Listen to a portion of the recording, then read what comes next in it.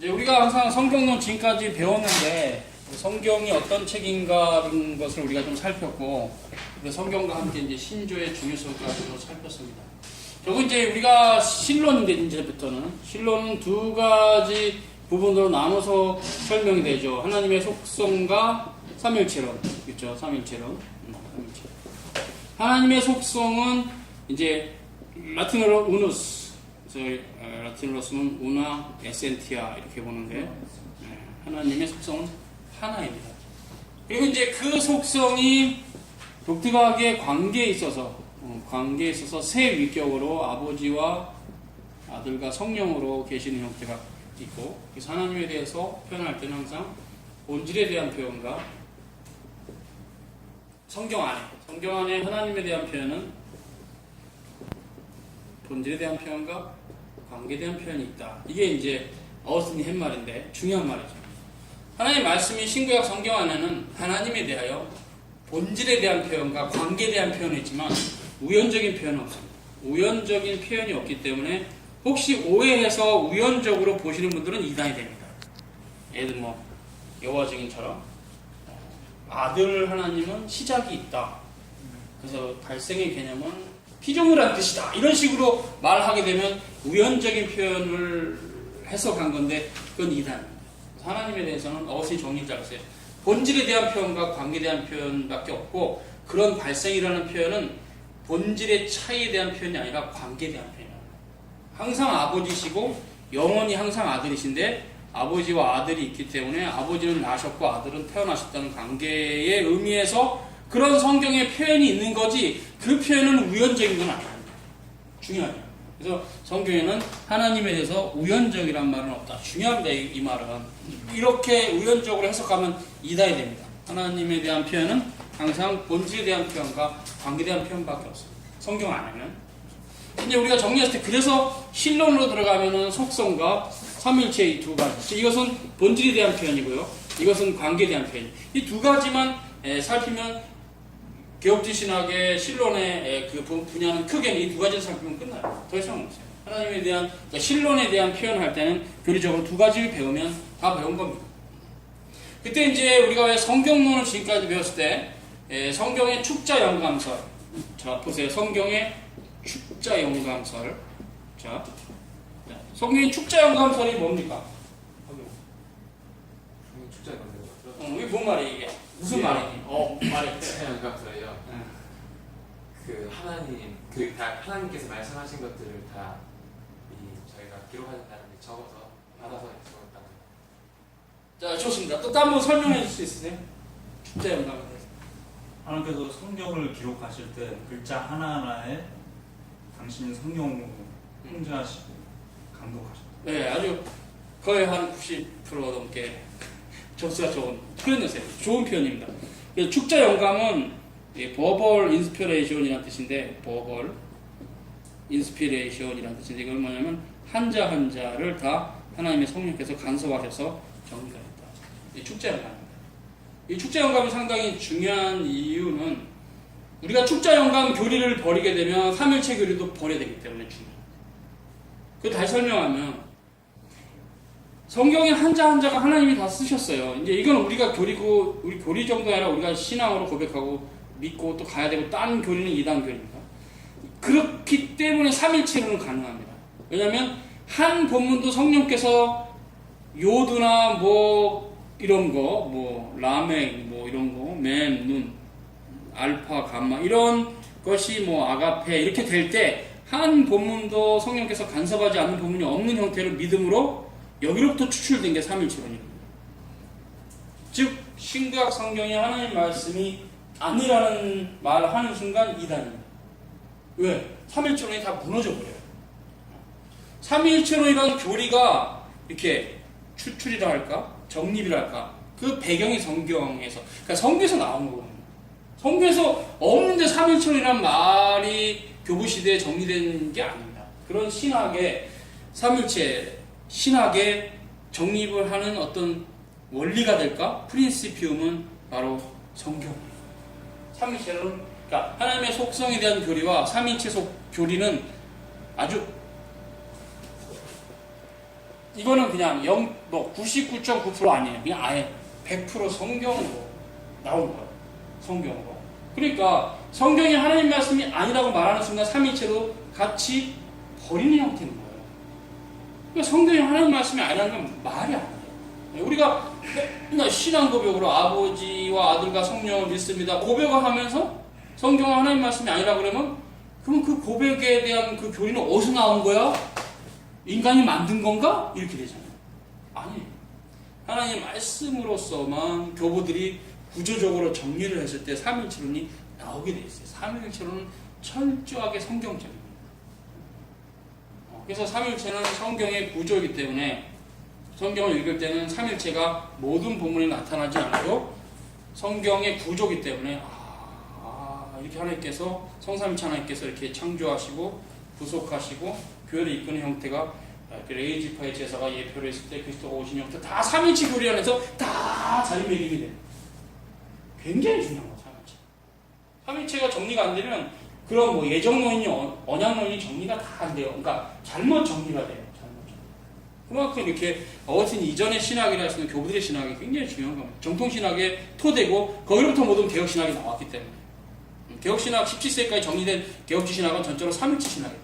그래서 이제 두 가지 왜 이 교리가 중요하다고 할 때 이 교리가 중요하냐 이게 파괴되면 이게 파괴되기 때문에 여러분 지금까지 성경론 배운 거 머릿속에 잘 갖고 있으셔야 돼요.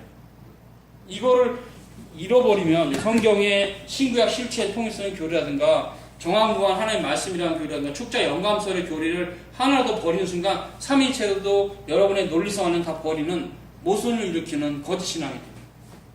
성경론이 무척 중요하다는 걸 다시 한번 강조하는 겁니다. 신론을 들어가기 전부터. 그래서 여러분은 항상 성경의 축자 영감 이거랑 정황무한 하나님의 말씀 신구약 성경 61번이 정황무한 1.1획도 변화없는 하나님의 말씀이라는 걸 딱 묶어놓고 그리고 이제 신론을 들어가요. 그러면 그 하나님은 어디에 계시되어 있느냐? 성경에 계시되어 있죠. 결국 삼위일체 교리는 성경에서부터 나왔다. 하나님의 속성, 뭐 전능성, 무한성, 절대성, 영원성 어디 있느냐? 그런 표현들이 성경에 있다. 하나님의 속성과 삼위일체의 관계에서 교리에 대한 모든 부분은 신구약 성경 안에만 있습니다. 신구약 성경 안에만 있다고. 밖에는 어떤 문헌에 뭐 헬라 철학서에 소크라테스의 책에 플라토의 어떤 철학책에 삼위일체 교리에 대한 설명이 있어? 없죠, 당연히. 하나님의 무한성에 대한 교리 없습니다. 어떤 그 당시 로마 제국의 어떤 책에도 어떤 세속의 문헌에도 삼위일체 교리, 속성에 있어서 하나고 아버지와 아들과 성령으로 계신 이런 교리가 나올 수 있을 만한 어떤 문헌도 없습니다. 오직 성경 빼는. 성경이 유일한 겁니다. 그럼 그 성경은 어디? 창세기 1장에서 계시록 마지막 장 마지막 절 거기에 있어요. 삼위일체. 그러니까 성경론과 신론은 아주 밀접합니다. 하나를 포기하는 순간 당신들은 옆에 있는 같이 포기. 그럼 그 다음 주제인 신론도 같이 포기하니까 하나님 안 믿는 사람이랑 똑같아요. 성경의 무엇성을 믿지 않는 사람은 하나님도 믿지 않는 사람이 맞습니다. 왜? 논리적으로 이게 무너지면 이것도 무너지게 돼 있습니다. 솔직히 삼위일체 하나님 맨날 고백하지만 삼위일체 하나님이라는 사상이 어디서 나왔는지 모르는 사람이라면 그건 말할 거예요. 성경에 나온 거예요, 그게. 그러니까 성경이 중요하다는 얘기예요. 성경이 하나님 말씀이 아니면 삼위일체 교리도 하나님에 대한 올바른 진술이 아닌 거죠. 성경이 하나님 말씀이기 때문에 거기로부터 정통신학적으로 해석된 게 삼위일체론이 있기 때문에 삼위일체론이 상당히 중요해요. 이제 이거 우리가 받는다. 그러면 성경 안에는 하나님이 계시되어 있는데 그 하나님이 어떤 하나님인가? 삼위일체 하나님인데 이 정리가 이제 이해가 돼야 되죠. 그래서 여러분은 그 뒤에 주제들도 중요한데 예정론, 구원론, 교회론 다 중요한데 그런 주제들이 올바로 정립되는 첫 자리가 성경론이고 그 다음 자리가 신론이에요.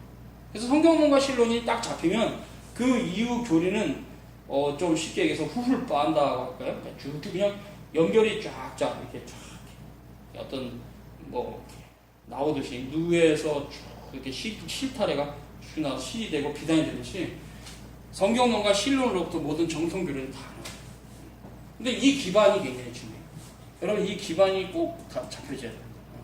그래야만 이제 예정론이 이해가 되고 예정론이 이해가 되냐면 언약론이 이해가 돼요. 그 언약이 그때 행위 언약조차도 쌍무적 계약이라고 말할 수 없는 그런 은총이라는 것은 전적으로 예정론 전의 단계 3인체는 정의. 이게 3인체는 정의가 안 된 사람들이 맨날 행위 언약은 쌍무적이고 은혜 언약은 일방적이래. 그거는 뭘 모르는 사람에게 3인체론이 없는 사람이야. 그 사람들 얘기 들어보면 너 3인체론 안 보이냐? 얘기 좀 해보라고 하나도 몰라 3인체론. 어디서 3인체론도 제대로 분석해 본 적이 없는 사람. 그냥 그거만 딱 보고 그 본문에 행위 언약이라는 게 우리가 행위를 하는 거니까 쌍무적이라는 식으로 오해를 아닙니다. 그것은 신앙을 전적으로 하나의 은총이라 해서 그냥 언약은 그 자체 포괄적으로 하나의 은혜고 그 중에 행위 언약이 있고 은혜 언약이 있다. 하나의 주권적 은혜 언약이지 인간의 어떤 책임성이 거기 공로로서 들어갈 수 있는 자리가 하나도 없어. 언약 자체 기하대표입니다. 절대 손대기요. 이런 분들이 바로 3일체론에 대한 무지석 그랬던 건데 이 정도로 합시다. 그래서 이제 왜 성경론을 지금까지 우리가 긴 시간 배웠는데 바비큐가 그런 것들이 신론과 안에서 왜 중요한지를 여러분이 확고하게 아셔야 된다. 제가 이제 일방에서 특별히 얘기 안 해요. 앞에서 배웠으니까. 그게 결론적인 성경론이 정리가 됐을 때 성경론의 신론과 안에서는 3일체론은 오직 성경에서 나오는 교리다. 예를 이제 그것이 왜 성경에서 나왔는지도 살피면서 그 교리의 정통 신학적 입장은 어떤 진술이 있는가 이제 바비큐 책을 통해서 우리가 배워 가자는 얘기죠. 그게 이제 속성에 대해서 처음 들어가죠. 하나님의 존재 이렇게 이제 그게 이제 앞부분인데 속성이고 나중에 이제 삼일체가 나오고 있죠. 그래서 이제 이런 여러분이 관점을 가지고 첫 번째 이제 속성을 배우는 겁니다. 지금 신론에 있어서 하나님의 속성이 무엇인가 살펴보기로 하겠습니다.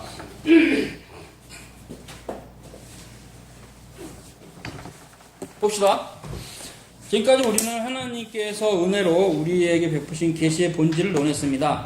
그 계시가 어떻게 존재하며 신조와 신앙 고백들의 인도를 받아 어떻게 우리가 그 계시를 알게 되는지를 간략하게 다뤘습니다. 이제는 그 계시의 내용을 제시하고 그 계시가 무엇인가를 지금까지 공부했다면 이제는 그 계시 안에 있는 콘텐츠 그거를 이제 제시하고 우리 정신과 마음이 지식과 삶에 있어서 그 계시 덕분으로 얻은 바가 무엇인가를 체계적으로 이제 지적하는 일이 남아있습니다. 말하자면 지금까지 말한 내용에서 우리가 계시라는 건축물을 외부로부터 바라보고 그 건축술에 대해서 알았다면 이제부터는 그 성소 안에 직접 들어가 그 속에 담겨있는 지혜와 지식의 복을 눈으로 보며 누리는 것입니다. 바비큐 아주 표현을 시적으로 잘했죠. 이 계시의 풍성한 내용을 여러 가지 방식으로 전개시킬 수 있고 또한 그 각가지 부분들을 여러 가지 다른 패턴으로 제시해 살펴볼 수도 있다는 것입니다. 이런 방식들과 다른 순서들에 대해서 굳이 논의할 필요는 없습니다. 두 가지 방법만을 논의하기로 합니다. 첫째는 우리는 참된 믿음을 마음에 지니고 계시의 내용을 스스로 취한 그리스도인에게로 직접 나아가서 그가 어떻게 해서 진리의 지식에 이르렀으며 이 지식의 내용이 무엇이며 그 지식의 결과로 그의 생각과 삶에 미친 열매가 무엇인가를 물을 수 있는 것입니다. 그렇죠. 그래서 우리 하이델베르 요리문답이 취하는 시각인데 요리문답 속의 회자는 그리스도인이나 사나 죽으나 유일한 위로가 무엇인가 했을 때 그때 복되고 살고 죽기 위해서는 무엇을 알아야 되는지에 대한 요점을 포괄적으로 제시합니다. 신학 교과서에서 실제로 사용하도록 추천할 만한 방법이죠. 학문적인 논쟁과 한가한 사색들에서 보호해주며 각 글을 접근하면서 항상 정신과 마음에 어떤 가치가 있는가를 지적해주는 것입니다. 이 모든 것은 믿는 것이 내가 그리스도 안에서 하나님 앞에서 의롭게 하심 받고 영생인 상속으로 받은 사실이 무엇인가 하는 것입니다. 그래서 이런 믿음의 진리들을 다루는 주요 방법이 있는데 그리스도인에게로 나아가서 그가 무엇을 믿는지를 이야기해달라고 요구하는 방법만 있는 것이 아니다. 우리 자신을 그리스도인의 입장에 놓고 우리 자신과 다른 사람들에게 성경을 근거로 우리의 믿음의 내용에 대해서 제시할 수도 있는 것입니다. 그렇게 하면 우리의 신앙 고백을 우리에게 제시되는 질문에 따라서 전개하지 않아도 됩니다. 그래서 이제 이렇게 참된 믿음을 마음에 지니고 계시의 내용을 스스로 취한 그리스도인이 직접 나아가서 그가 어떻게 해서 진리의 지식이 이루는가를 내용이 무엇인가 안다. 이런 부분들이 우리에게 상당히 중요한데 이제 이런 부분들이 신앙 고백의 중요성. 그래서 그 전에 신앙 고백이 있죠. 신앙 고백의 중요성은 뭐냐면요. 빌립보서도 있지만 토 아우터 프로네테라는 관련해서 결국 바울이 무엇을 믿었는데 하나님에 대해서 베드로도 또 사도들도 그 당시 신자들이 그것이 지금 후대 교인들에게 동일한 지식으로 들어와 있다는 겁니다. 그리고 우리는 그걸 믿는 거예요. 그런 형태는 성령으로 결국 바울이 한 얘기입니다. 한 성령, 한 믿음, 하나의 지식, 하나의 노티티아데이 성삼일체 하나님. 이런 형태가 교부들의 역사가 한 5세기까지 잡는다 치더라도 그 긴 역사 속에서 토 아우터 프로네이트의 역사예요. 이게 3.17이에요.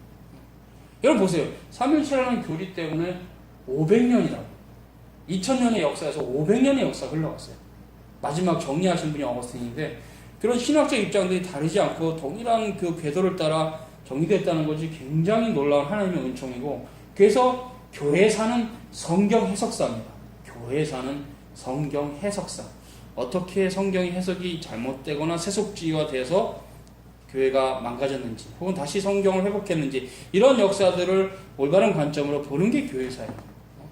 그렇지 않으면 교회사 공부할 필요가 없어요. 세속사하고 다를 거 없어요. 그러나 우리가 올바른 교리로 교회사를 보면 왜 이렇게 잘못된 교회가 왜 잘못된지 보여요. 성경에 벗어났기 때문에 잘못된 겁니다. 그게 이제 성경을 기준으로 2세기, 3세기, 4세기, 뭐 10세기, 12세기, 16세기, 17세기, 18세기, 20세기 교회사를 봐야지 성경을 기준으로 보지 않고 그냥 시대적인 한계 가운데 정치적인 무슨 다툼으로만 모든 걸 보면 모든 게 상대화되고 진리가 없다는 말밖에 안 돼요. 그렇지 않습니다. 그래서 우리가 하나님의 섭리 가운데 교부들이 정리했던 그런 큰 싸움들 또 어떤 사람을 우리가 높은 형태는 아닐지라도 그런 싸움에 수고했던 훌륭한 교부들의 가르침들을 소중히 여겨야 되죠. 아타나시우스 같은 분이 대표적으로 그런 분들이고 또 카파도교 교부들이나 어거스틴이 그런 분들일 때 우리가 고백적으로 니케아 신조나 칼케톤 신조가 보존해야 될 중요한 정통 교리로서 정리된 신앙 고백이면서 아타나시우스 신조가 또 중요해요. 뭐 출처가 불분명하다는 뭐 학자들의 여러 의견들이 있을지라도 그 고백의 입장은 굉장히 어슨 신학과 연결해서 정통 신학을 설명합니다. 그래서 여러분 3.1체 교리가 상당히 중요합니다. 3.1체 교리는 속성 다음에 설명되는 교리지만 그래서 우리가 참된 믿음을 마음에 지니고 있다면 모든 신자들이 2세기부터 지금까지 그 신자들의 신앙 고백은 하나입니다. 그래서 참된 교회라는 것은 거룩한 보편교회라는 것은 성삼위일체 하나님을 믿는 겁니다. 물론 사도신조에 그것이 이렇게 통일적으로 분명하게 나타나지 않고 상당히 경륜적으로만 나타나는 형태가 있을지라도 여전히 거룩한 보편교회를 믿습니다. 그죠? 그래도 쌍탐, 카톨릭함, 에클레시암이라고 했던 그 사도신조의 그런 고백들은 거룩한 보편교회는 그 앞에 아버지와 아들과 성령, 삼일체 하나님을 믿는다는 이런 고백이기 때문에 우리가 거룩한 보편교회를 했을 때 그런 섹트들 말고 분파주의자들, 여호와 증인 같은 그런 잘못된 교리를 갖고 있는 자들 말고 올바른 교리를 갖고 있는 교회라면 이 삼일체 교회는 부인할 수가 없어요. 이거를 고백적으로도 우리가 부인할 수 없고 또 성경이 얘기했기 때문에 예수님이 직접 마태복음에 아버지와 아들과 성령의 이름으로 세례를 주고 내가 너에게 분부한 모든 것을 가르쳐 지키게 하라. 이런 분명한 언질이 있었기 때문에 그런 세례가 있게 되고 그 삼일체 교리가 정립되는 것이죠. 그래서 삼일체 교리는 상당히 아무리 강조해도 지나치지 않는데 그것은 우리 신앙 고백의 일치성과 관해서 중요합니다. 하나님을 중구난방으로 알아간다면 그건 잘못 가는 거예요. 성경이 하나님에 대해서 무엇을 말씀하는지 우리는 동일한 신앙 고백에 이르러야 됩니다. 그게 뭐냐고요? 삼일체. 그 교리적인 정신은 사도신조, 니케아 신조, 칼케돈 신조, 아타나시우스 신조에서 빛을 발합니다. 교리적인 신조. 그리고 이제 그런 것들을 대변했던 해설하고 있는 신학 저서들은 중요합니다. 이르네우스, 이단 논박이나 어스틴의 그 풍부한, 풍요로운 저서들, 엄청나게 부유한, 엄청나게 많은 그 저서들이나 그런 아타나시우스 교부의 저서나 이런 저서들이 이제 도움이 되겠죠. 그래서 한 마음, 지금 이제 여기까지 설명한 마음은 우리의 모든 마음은 성삼일체 하나님을 믿는 마음. 참다운 신앙입니다. 거기서 벗어나서는 거짓 신앙이고 그래서 사도시대에도 이단에 대한 정죄가 있었지만 지금도 동일합니다.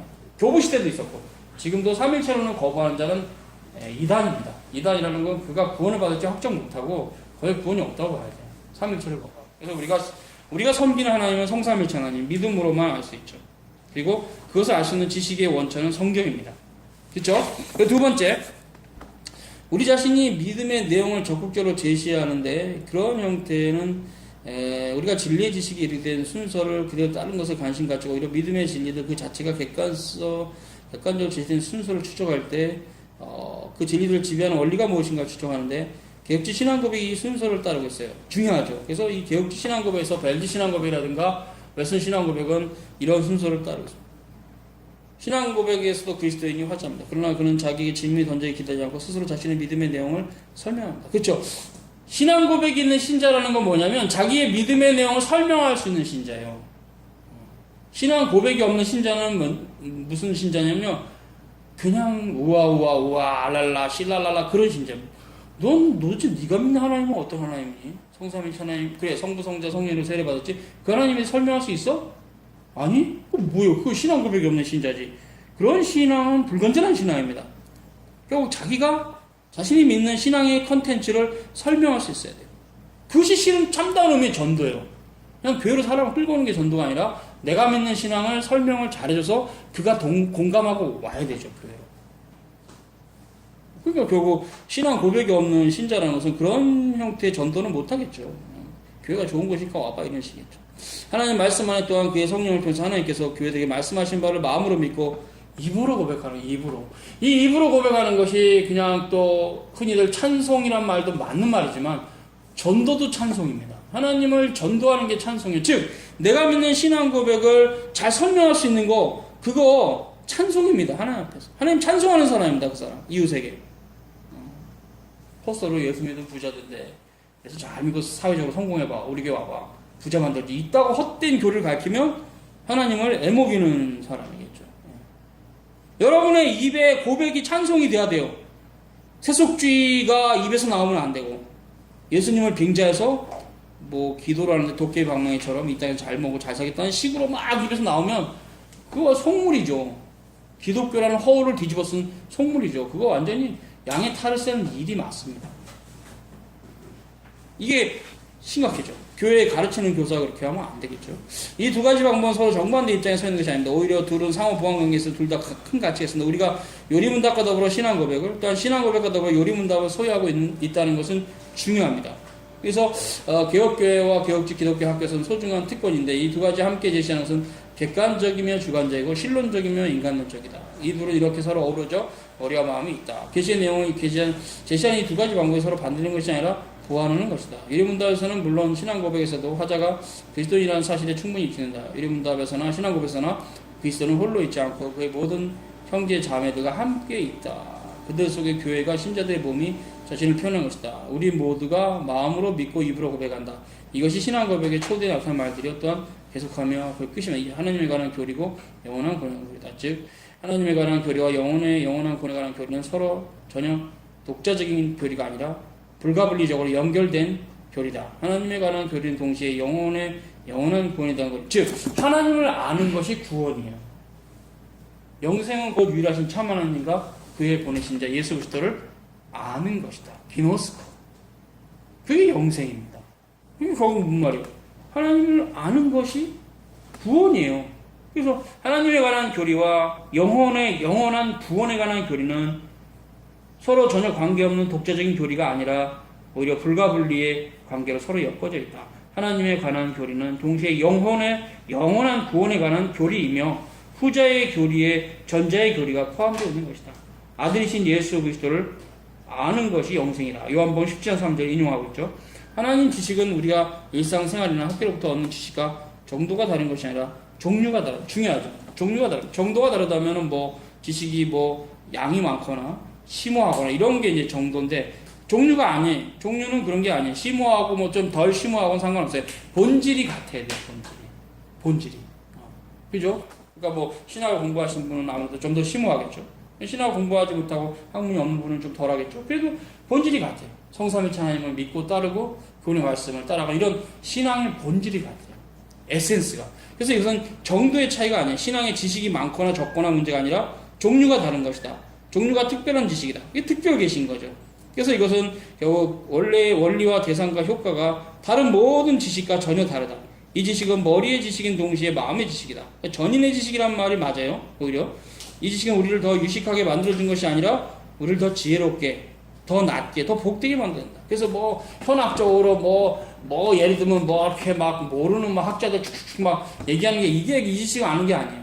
성경을 읽고 은혜가 돼야 돼. 올바른 관점에서. 그렇게 그게 올바른 교리를 아는 사람입니다.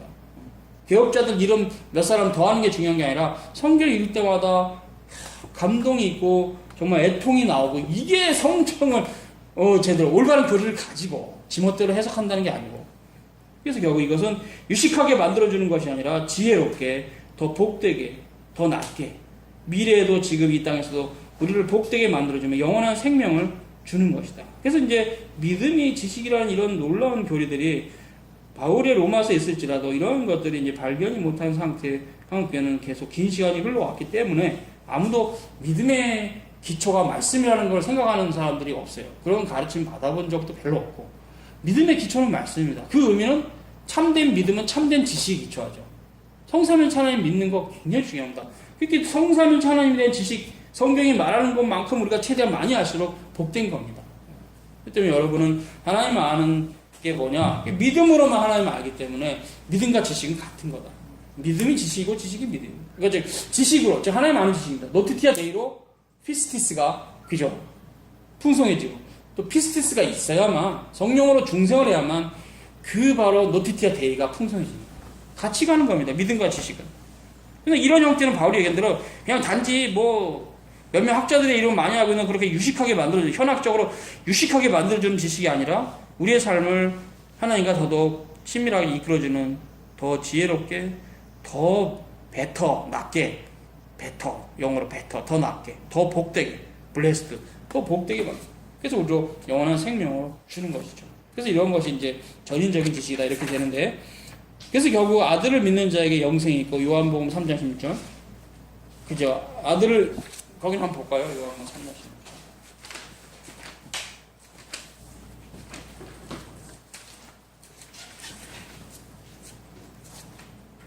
16절 요한복음 3장 16절 쳤죠? 예, 거기 하나님이 세상을 처럼 사랑하사 독생자를 주셨으니 이는 저를 믿는 자가 멸망치 않고 영생을 얻게 하라. 즉 하나님 아들을 믿는 자에게 해석적으로 썼어요. 바벤크가 그렇죠. 아들을 믿는 자에게 영생이 있다는 거죠. 그렇죠. 아들을 믿는 자에게 영생이 있죠. 저를 믿는 자마다 멸망치 않고 영생을 얻게 하라는 것이다. 아들을 믿는 자는 영생이 있죠. 이건 요한 1세도 아마 비슷한 표현이 있을 텐데 마음이 청결 이제 마태복음이죠. 마음이 청결한 자는 복이 있다. 하나님을 볼 것이다. 마태복음 5장 8절 그들은 소망으로 구원을 얻을 것이다. 그래서 결국 이런 형태가 같이 간다. 이런 부분들은 지식과 믿음이 같다. 이런 부분들은 계속적으로 뭐 성경 전체가 얘기하는데 이런 이제 원리들은 이게 사도시대 교회를 이렇게 우리가 유추해서 두 가지 점을 비교해보면요. 토, 아우토, 프로, 네이테 이 개념하고 노티티아 얘기하고 연결을 시키면 이해가 돼요. 이 노티티아 대회는 하나님 아는 지식이죠. 하나님은 아는 지식. 하나님은 아는 지식. 이거는 이제 일치성이죠. 일치성. 이거는 신앙 고백입니다. 즉 이 두 가지를 연결시키면 하나님을 아는 지식이 있어서 신자들은 일치시켜라. 정리돼요.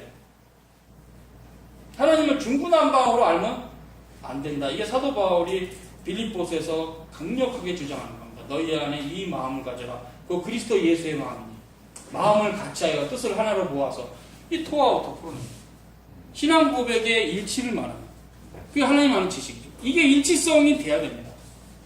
그때 그게 첫 교리가 삼일체예요. 성경론은 말할 것도 없고 아까 설명했으니까 삼일체가 정통교리의 첫 자리를 찾아서 그래서 오늘 실론이가 삼일체 강조하는데 결국 삼일체 하나님을 함께 고백하지 않는다면 그 고백하지 않는 어떤 집단이겠죠. 이거는 거룩한 보편교회가 아닌 겁니다. 그죠?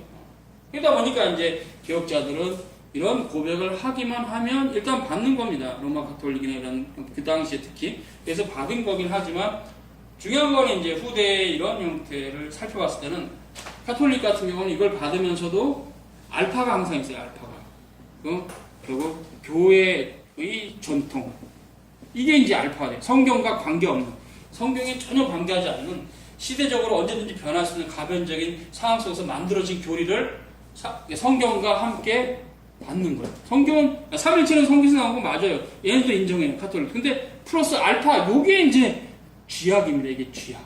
나쁜 거죠. 이게 나쁜 거죠. 이게 다 영혼들을 다 망가뜨려요. 그래서 예수님은 사라지고 언젠가 성모 마리아가 막 부각되고 성삼위일체 하나님은 사라지고 뭐 있기는 있어요. 자기네들 법에. 그러나 실질적으로 사라지고 교황 무호설이나 이렇게 동정녀 무호설 원죄가 없는 이런 식으로 동정녀 이런 식으로 이런 형태가 바로 굉장히 문제죠. 그래서 종교개혁자들이 여기서 성경에 근거하지 않는 건 좀 빼라. 우리 성경에 근거하지 않는 교부들도 얘기하지 않는 걸 왜 너희들이 만들었느냐? 우리는 받을 수 없다. 이렇게 된 겁니다. 그러니까 우리가 삼일체가 굉장히 중요해요. 그럼 후대의 그 삼일체 교리가 어떻게 다음 교리, 예정론이나 언약론이나 교회론에 연결되는가, 이 연결점을 보는 게 이제 여러분이 삼일체 교리가 끝났을 때 가야 될 길입니다. 삼일체 교리가 끝났어, 정리가. 그러면 이제 그다음부터 여러분이 언약론이 이해가 되고 교회론이 이해가 돼. 삼일체 교리가 충분히 이해가 안 된 사람들은 언약론이 이해가 안 되기 때문에 틀린 얘기들을 자꾸 하는 겁니다. 선택과 언약을 나누거나 이런 식으로. 그리고 이제 그 다음에 이제 교회론도 이해가 안 되니까 해준교회나 가톨교회가 막 올바른 교회라는 식으로 해서 카톨릭으로 가거나 막 이렇게 독립교회로 가는 거죠. 분파주의. 그래서 결국 이게 연결됩니다. 성삼위일체 하나님께서 신적 작정 가운데 창세전에 예수 그리스도 안에서 선택하신 영원한 교회. 그것은 실은 이제 교회론까지 들어가면 24장로들이 있었던 형태에 관해서 장로교회를 얘기죠. 장로교회 교리는 교회론까지 다 성경적인 걸 그러니까 교회라는 것이 뭐 해준교로 가든 감독교로 가든 상관없다. 이게 장로교회 교리가 아니에요. 그거는 잘못된 거예요. 장로교회 교리는 그 교회론까지도 장로교회 형태로 가야만 성경적이라고 얘기하는 형태예요. 그래서 직제를 소중히 여기는 형태. 뭐 그런 부분들은 나중에 교회는 더 자세히 얘기하고 여기까지만 차선합니다. 그래서 넘어가고, 그래서 이제 삼일체 교리가 굉장히 중요한 형태가 되는 것은 바로 사도들이 얘기한 토 아우테 프로네이테와 노티티아 데이가 신론에 있어서는 삼일체로 정리가 됩니다. 여기까지가 친선 어거스틴 시대까지라면 5세기까지. 4세기에서 5세기까지. 여기가 지금 게라민족이 이동하기 직전까지의 역사, 혹은 직후, 그 어간까지가 정통신학이 다 정리가 끝났는데, 그죠. 뚜껑을 열어봤더니 3일체론으로 딱 정리합니다. 여러분은 역사적으로 게라민족 이동 전까지 무조건 3일체 교리의 정립의 역사다. 그렇게 본 거예요. 그 정통교회 문서들은 다 3일체를 다 인정하는 형태. 카파도의 교부들의 글을 봐도 그렇고 3일체 교리를 전적으로 인정하고 동일본질, 아버지와 아들과 성령의 동일본질을 철저하게 주장하는, 벌써 그 사람 다 이단을 정죄버리는 형태의 역사예요. 그게 3일체입니다. 그래서 5세기까지 그 게라민족 이동이 있고 나면서 그 역사를 여러분이 알면은 이해가 돼요. 카톨릭으로 발전해, 교회가. 카톨릭, 로마 카톨릭. 그래서 다 망가지죠. 그래서 6세기, 7세기, 8세기 다 망가지면서 10세기에 그 망가짐이 절정에 이르고 십자가운동이 일어나게 된 역사였죠. 그런 역사를 무시하면 성경이 이해가 안 돼요. 이렇기 때문에 우리가 3일체가 굉장히 중요해요. 이후의 역사는 더 이상 교회라고 하기에는 힘든 형태로 모든 정치적 상황이나 사회적 여건이 같이 가면서 교회가 몰락한다. 몰락했어. 그래서 이제 이런 부분들은 나중에 중세교회에서도 한번 살짝 보면 이해가 될 텐데. 어쨌든 그래요. 그래서 이제 3일체로는 일단 우리는 신론이니까 정리를 해야 됩니다. 신론. 이렇게 이 정도 이해되죠. 그래서 3일체로는 이제 지금 앞에 속성이 하나니까 3일체 자체가 실은 일체에서 속성을 말하고 있어요. 속성은 하나다, 일체. 근데 세 위격에 계신다, 3일체. 3일체란 말 안에 하나님의 속성의 하나와 우노스의 개념과 우나 에센티아와 트리 유니티스, 트리 유니티, 세 위격에 대한 표현이 있습니다. 이죠, 3일체. 됐죠? 이제 아직은 속성입니다. 속성. 조금만 들어가 볼까요? 일단 우리 마음의 영생 원리를 받은 다음에 생명을 베푸는 것이 있다. 구원의 셈이신 그분을 바라보라.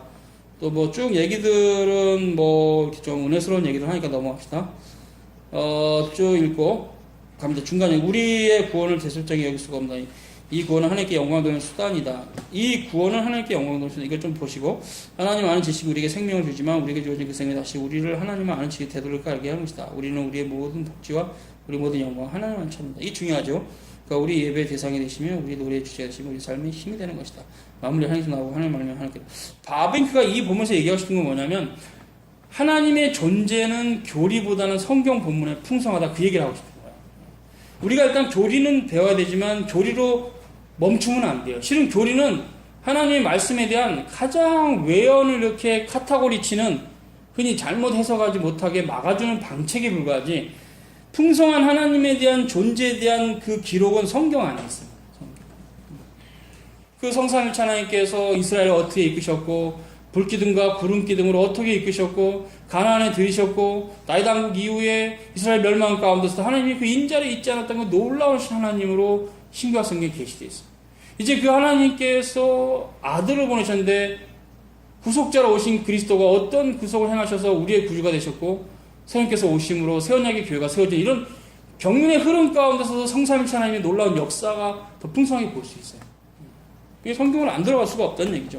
들어갑시다. 그래서 우리 마음의 최고의 사실이 되고 우리 행위의 표현가 된다. 우리 자신과 우리 주위의 모든 피조물들이 하나님께 영광을 돌리는 수단이다. 야, 이건 중요한 개념입니다. 그래서 결국 트위스 말대로 하나님의 영광이 작정의 첫 자리다. 중요한 거죠. 처음에는 진리가 우리에게 생명을 주기 때문에 진리를 사랑하지만 후에 진리 그 자체 때문에 우리가 영원하신 분의 간에 우리에게 계시한다는 사실 때문에 우리가 더욱 귀하게 된다. 믿음의 교리 전체가 하나님을 찬양하는 하나의 선언이다. 그래서 이제 개혁주 신학은 송영으로서의 신학, 송영으로서의 신학, 즉 praising theology, 찬송인. 우리의 신학은 송영의 신학입니다.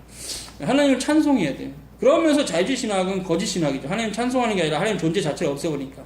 하나님을 범신론적으로 만들어버리니까. 거짓 신학입니다. 자유주의 신학은. 그의 탁월하신 면모를 드러내는 것이 되면 그의 이름을 영화롭게 하는 것이다. 유리문답의 신앙으로 우리를 이끄는 것이다. 그러나 보잘것 없고 연약하며 죄악된 우리 같은 피조물들이 무한하시며 영원하신 하나님을 안다는 것이 과연 무슨 의미인가를 조금이라도 생각하게 되면 깊은 경외감과 거룩한 부끄러움이 우리에게 가득하게 된다. 그리고 그렇게 되면 가까이 가지 못할 빛에 거하시고 스스로 빛이시며 어둠이 조금도 없으시며 아무도 본 사람이 없는 그분에게서 죄악된 인간의 어두워진 마음에 빛이 임하시는 것이 사실인가? 라는 느낌입니다. 그렇죠? 놀라운 거죠.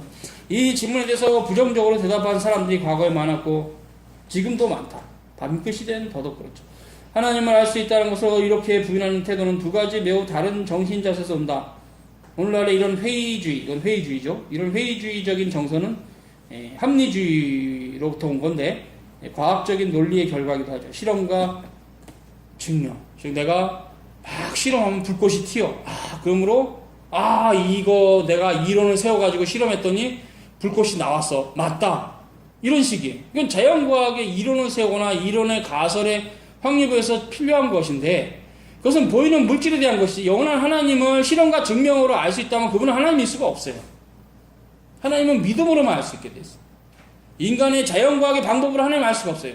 하나님은 자연보다 크신 분이니까. 그것도 인간이 자연과학의 방법론으로 지금 자연도 다 모르고 있어요.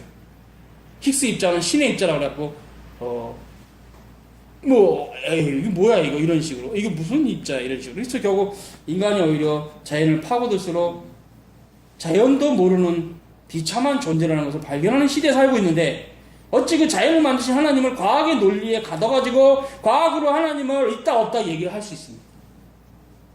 이게 바로 그 얘기 아니에요. 인간이 지닐 수 있는 지식은 오로지 경험으로 관찰하는 현상에 제한된다. 당연하죠. 그게 지금 현대 합리주의 정신 아니에요. 칸트와 헤겔을 필두로 해서 계속 나가는 뉴턴을 계승했던 그런 결국 아인슈타인의 상대성 이론으로 다시 한 번 더 뒤집어져서 양자역학으로 발달한 그런 사고방식이죠. 그러나 하나님은 그보다 높이 계셔요. 하나님은 자연 안에 계시지만 자연보다 높으신 분입니다. 자연을 다 알아도 하나님을 알 수 없다면 인간은 실은 자연을 다 알 수도 없는 존재라면 하나님을 자기의 지식으로 알 수가 없는 겁니다. 한편으로 신이 인격성과 정신과 의지를 갖고 있다고 주장하면서 또 한편으로 그런데 그가 무한 존재하며 독립전쟁은 무엇이라는지 주장한다. 그건 잘못된 자연이죠. 그런 주장들은. 우리는 자연과학 속의 일반적인 방식으로 하시든 아니면 그의 아들은 특별한 것이 하든 하나님이 자기 자신을 계시하지 아니었다면 사람이 하나님을 알 수가 없다. 이게 답이죠. 그래서 결국은 하나님이 그렇게 자기 자신을 계시했다면 그 자신을 계시한 정도만큼 그를 알 수 있다. 그러나 하나님이 전혀 어떠한 수단으로도 자기 자신을 계시지 않으셨다면 하나님은 우리는 알 수가 없다.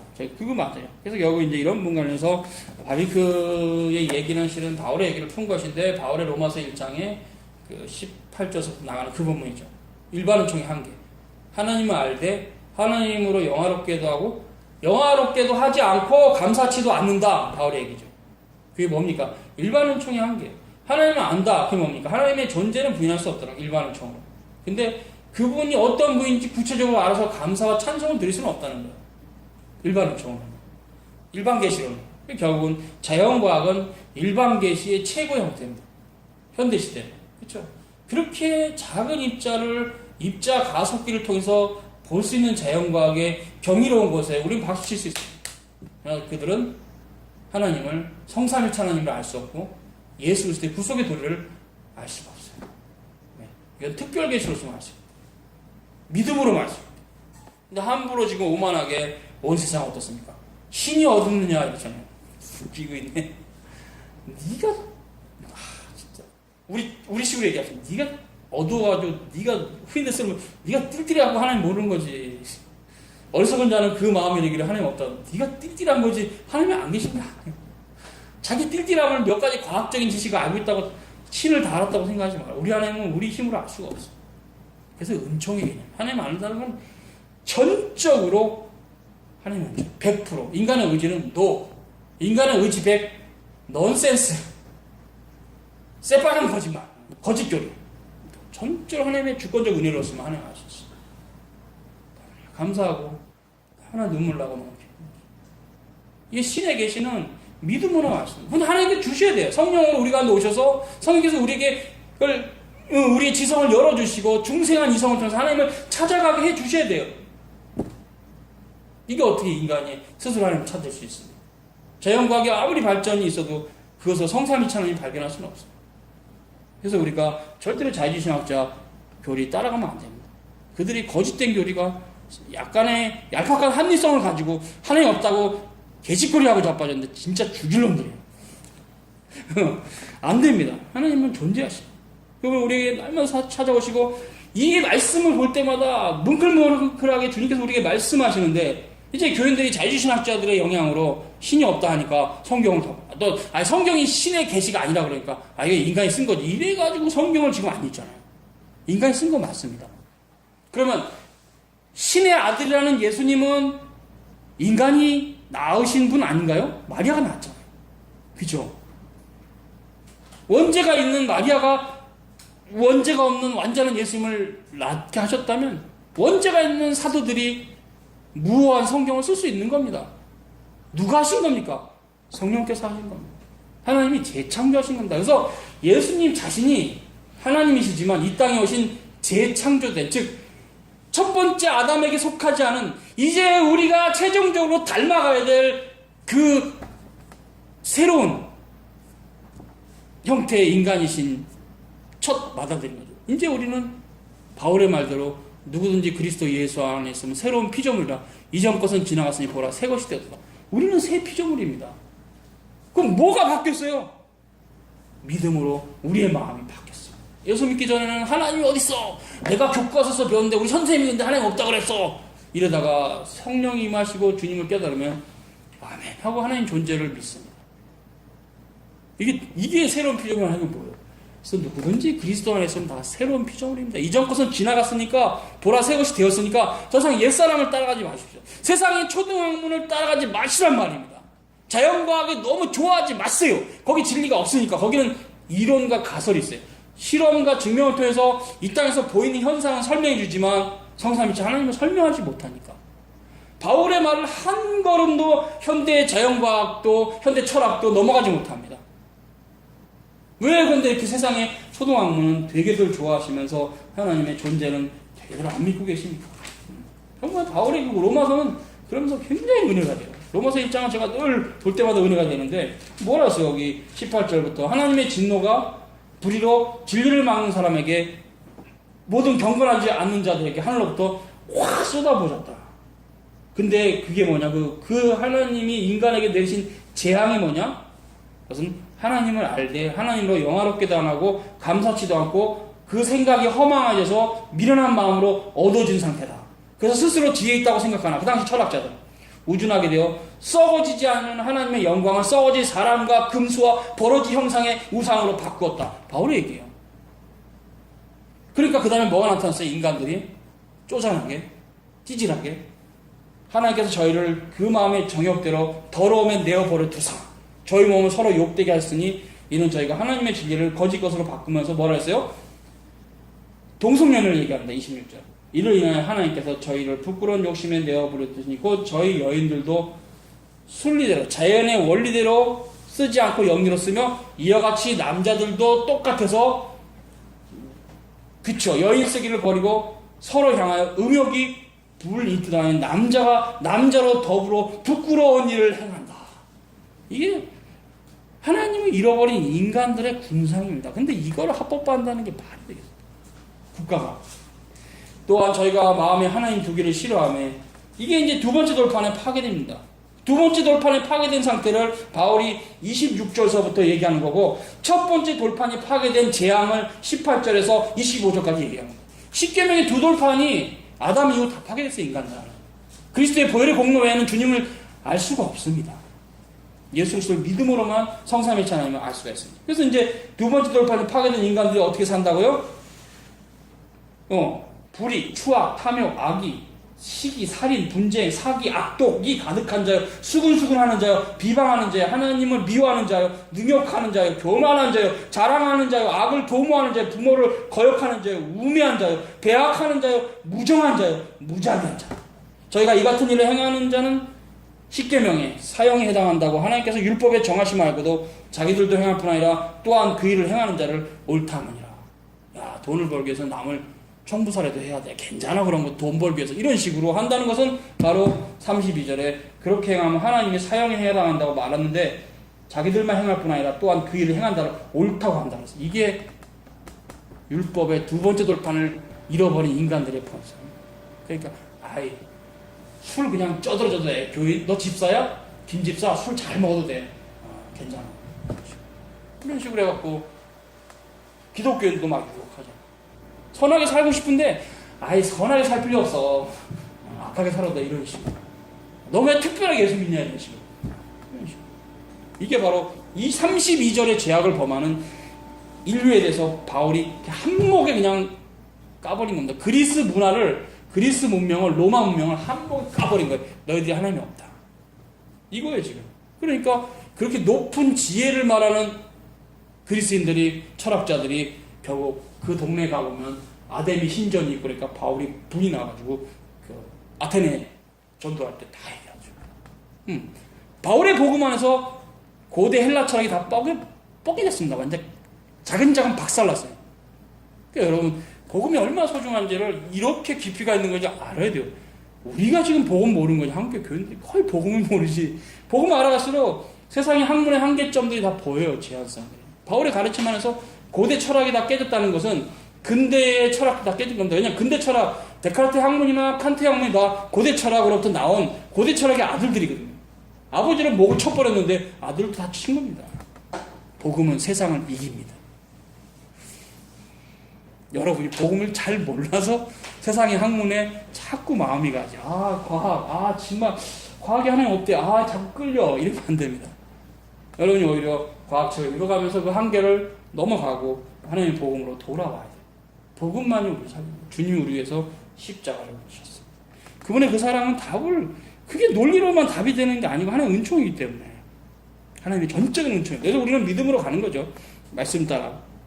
하나님 믿으니까. 그래서 이런 형태가 이제 바비큐 하는 관점입니다. 이런 형태가 있다는 거죠. 그래서 하나님에 대해서 이렇게 있는데 그때 이제 세상이 하나님과 더불어 하나님과는 별개로 영원 전부터 존재해 왔고 이것은 뉴턴의 사상입니다. 하나님의 세상 속에 세상은 자기처럼 계실 수 없다. 이런 형제들이 지금 자유신학이 그 당시에 있었기 때문에 바비큐 시대 바비큐가 그러면 안 된다는 식으로 한 겁니다. 그래서 그거 다 깐 거고 쭉 넘어가고 맨 밑에 볼게요. 하나님의 숭고한 위엄과 인간의 미천함을 이렇게 겸손하게 고백하는 것도 어떤 하나님을 알 수 있다는 부인하는 것이 할 수 있다. 그래서 하나님을 측량할 수 있다는 것을 서로 구분할 것이다. 성경과 같은 정도로 또한 같은 방식으로 모든 만물에 계신 하나님의 절대적인 초월하심을 뒷받침해 동시에 피조물과 창조성의 긴밀한 관계에 계신 색이 세상에 없기 때문에. 즉 성경이 우리에게 가르치는 바는 뭐냐? 바비큐 얘기입니다. 즉 그것은 뭐냐면 하나님의 무한성도 얘기하지만 이스라엘 역사를 보세요. 얼마나 세밀하게 불과 구름 기둥으로 자기 백성을 이끄시는 그런 그것도 얘기하면서 하나님의 간섭, 즉 섭리죠. 섭리가 굉장히 촘촘하다는 걸 말씀하고 있어요. 그러니까 여러분이 이제 이해할 수 없는 어려움이 있지만 신적 작정은 뭐냐면 하나님께서 되어질 모든 것을 정하셨다. 그러면 사람들은 벌써 턱 튀어나오는 게 뭐냐면요. 그러면 우리가 할 게 없지 않습니까? 아닙니다. 하나님께서 자신의 모든 인간들의 모든 행위를 작정하셨기 때문에 마음껏 행하십시오. 책임은 여러분이 지는 겁니다. 그거 그렇게 작정된 겁니다. 그러니까 내가 딱 이제 어떤 사람을 내 이 사람 속여야지. 그렇게 마음 먹으면 하나님이 당신을 그렇게 거짓되게 살도록 작정하신 겁니다. 막 속여서 돈을 좀 벌어서 속여가지고 좀 부자가 될 수는 있지만 하나님이 너를 유기된 자로 작정한 겁니다. 그렇게 살면 돼야 안 돼요? 안 돼요. 두려울 줄 알아야 돼요. 악을 행하는 걸 굉장히 우리는 두려워야 돼요. 선을 행하죠. 내가 선을 행하면 하나님이 나를 선을 행한 거로 시간만 지나면 작정된 겁니다. 여러분 지금 여기까지 온 건 하나님이 이렇게 작정한 겁니다. 여기까지. 오늘 여기까지 오는 이 자리까지도 우리 하나님이 다 작정한 겁니다. 여러분의 의지에는 여러분이 판단하고 여러분이 생각해서 왔지만 하나님의 작정 밖에서 온 게 아니라 작정을 거스르고 온 게 아니라 작정이 되었기 때문에 여기 와 있는 거예요. 그러니까 우리가 마음껏 행해도 상관없어요. 그 책임만 지면 돼요. 책임. 하나님 책임도 작정하셨어요. 그걸 죄책이라고 해요. 아담의 타락을 작정하셨습니다. 그 전적 타락이 아담에게는 죄책이.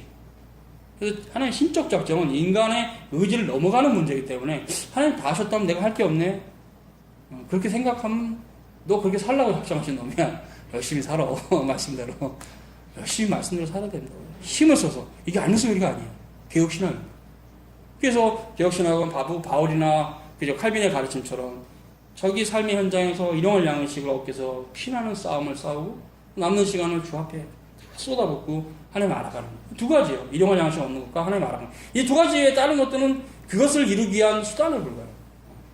근데 이것이 욕심이 많은 사람들이 충분히 일용할 양식이 되는데 차상위 계층만 살아도 뻗을만한데 내가 상류층에 가고 싶어.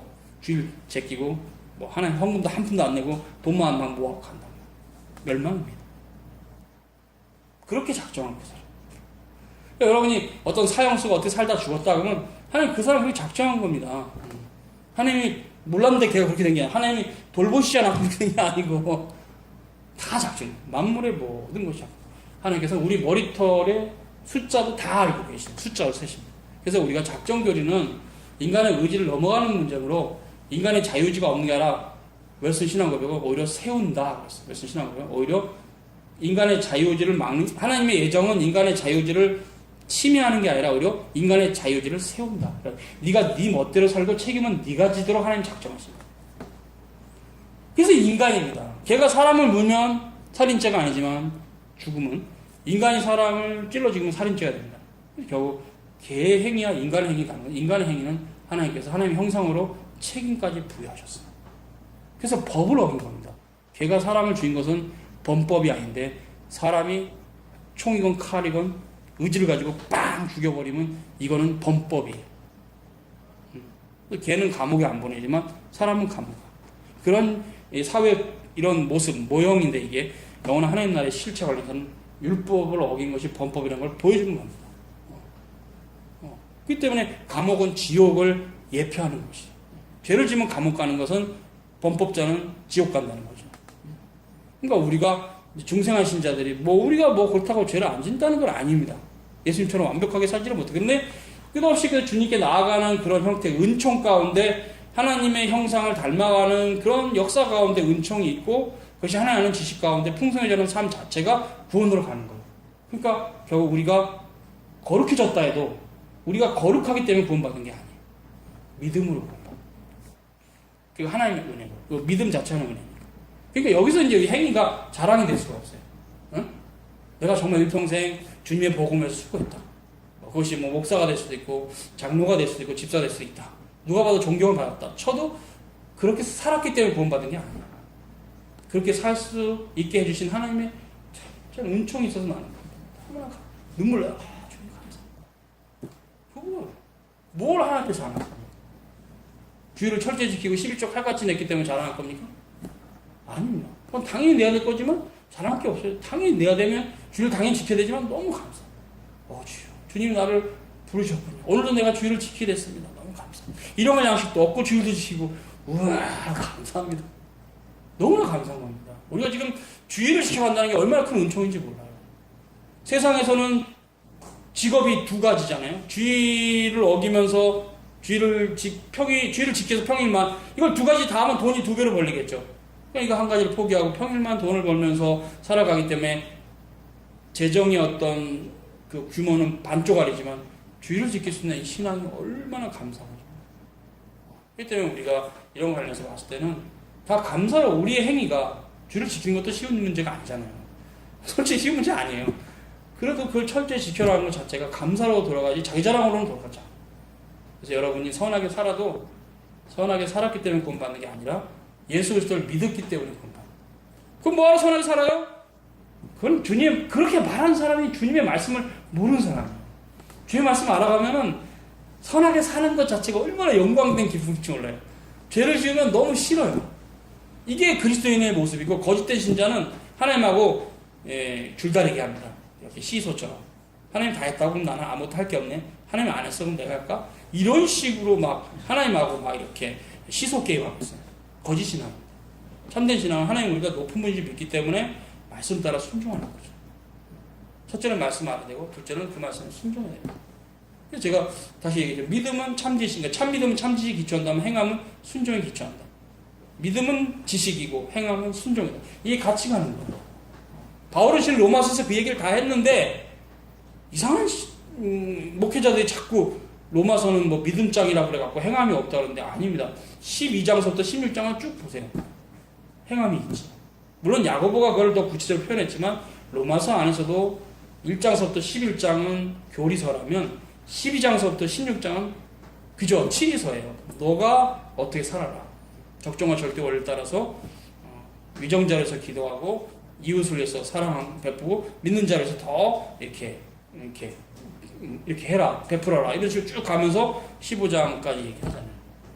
로마서 한번 읽어보세요. 뒷부분 12장 이후를 어떻게 살아야 될까를 바울이 얘기하잖아요. 절대로 그것이 어떤 바울의 로마서가 믿음장이라는 이유 때문에 행하면 필요 없다는 식으로 바울이 얘기한 적이 없어요. 그렇게 잘못 푸는 사람들이 잘못이. 12장 보면 적정과 절대 원리 있죠. 13장 바로 들어가면서 위정자들에 대한 얘기가 있죠. 그리고 사랑은 율법의 완성이라는 그런 게 13장 8절에서 10절에 있죠. 14장에 보면 형제를 어떻게 대할까 그러면서도 쭉 넘어가면서 이렇게 이웃사랑과 형제사랑에서 얘기하고 16장에 인사하면서 맞추잖아요. 바울의 복음에 특히 로마서만 봐도 어떻게 이게 믿음장이라는 이유 때문에 행함에 대해서 아무 말을 안 한다고 하세요? 아닙니다.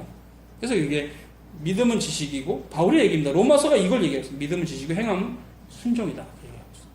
정리가 그걸 되죠. 그래서 이제 그렇게 얘기를 하고 오늘 여기까지. 오늘 성경의 첫 페이지 여기 전까지만 하는 걸로.